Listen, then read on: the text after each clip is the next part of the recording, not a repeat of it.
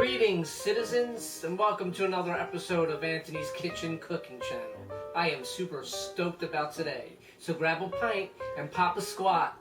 We're going to make homemade cheese raviolis from scratch. Whoa! Are you going to pause this? Watch it later? What are you, busy? Busy. It's funny. Anyway, let's have some fun, shall we?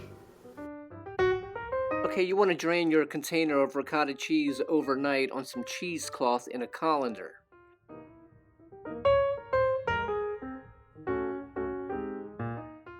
And this excess liquid is known as whey. Whey? No way! Whey.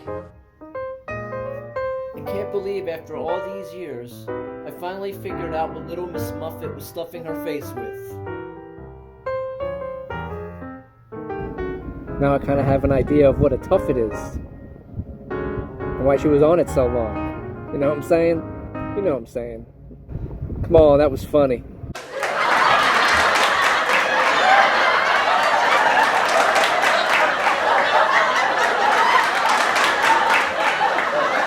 Okay, but no, seriously.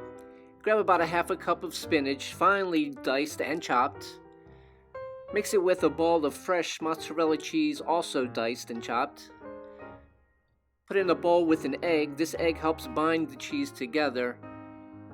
And then about a half a cup of grated Pecorino Romano cheese.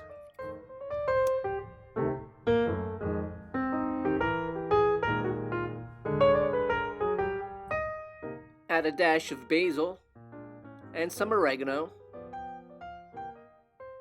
followed by a dash of salt and pepper.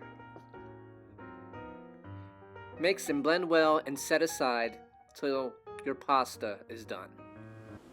And welcome back, guys.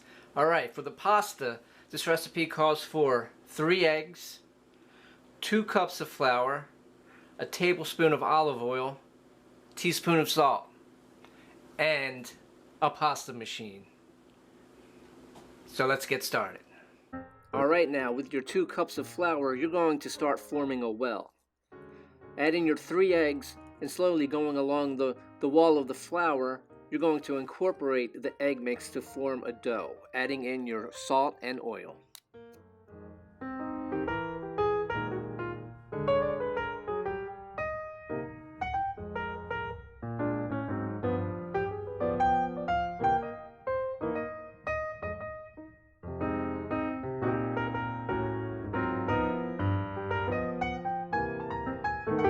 If your dough happens to get a little dry, add in about 2 tablespoons of water.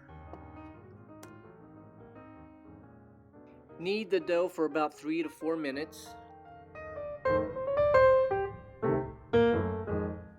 Rub some oil on the dough to avoid dryness while we let it sit for a while.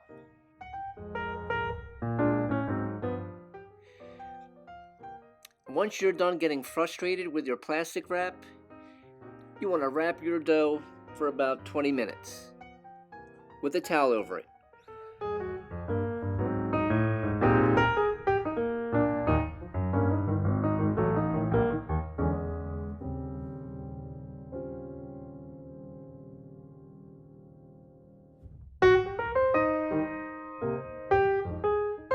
Alright, next you're going to need a rolling pin or an empty wine bottle to flatten this dough.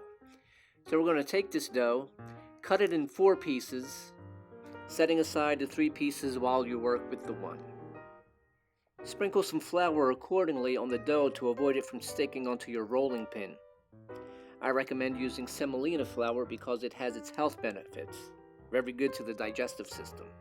FYI, BT dubs. And since I'm particular, I like to cut along the edges of the dough, forming a perfect rectangular square before proceeding to the pasta machine. Since we're not making any type of spaghetti, I'm going to detach this attachment. Now there are 5 settings on this pasta machine. You want to start running your dough through each setting at least 2 to 3 times before you get to the last setting for a nice flat finish.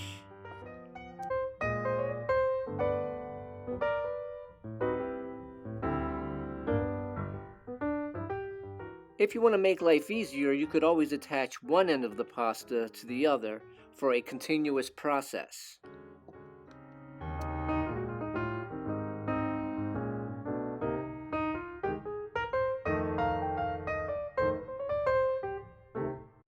Okay, now once your dough has been flattened, you're going to dab some water along the edges of the dough and in the shape of your ravioli. This technique acts as an adhesive. It helps your dough to stick together. Grab a small scoop of your cheese blend and place it on the dough a few inches separate from each other to form your ravioli square. Once your cheese has been scooped in its place, you want to grab one end of the dough and slowly flip it over, covering the cheese, pressing down in between to make sure it's firm and secure. Okay, now grab your ravioli cutter, and while you're getting rid of any excess dough, you're going to form those awesome ravioli ridges.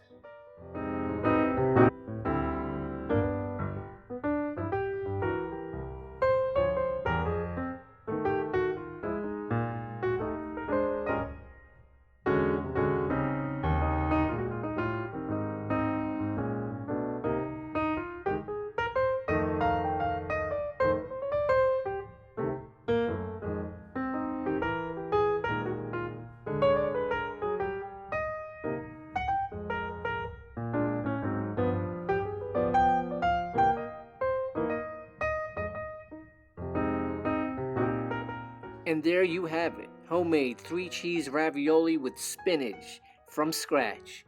Hope you enjoyed it.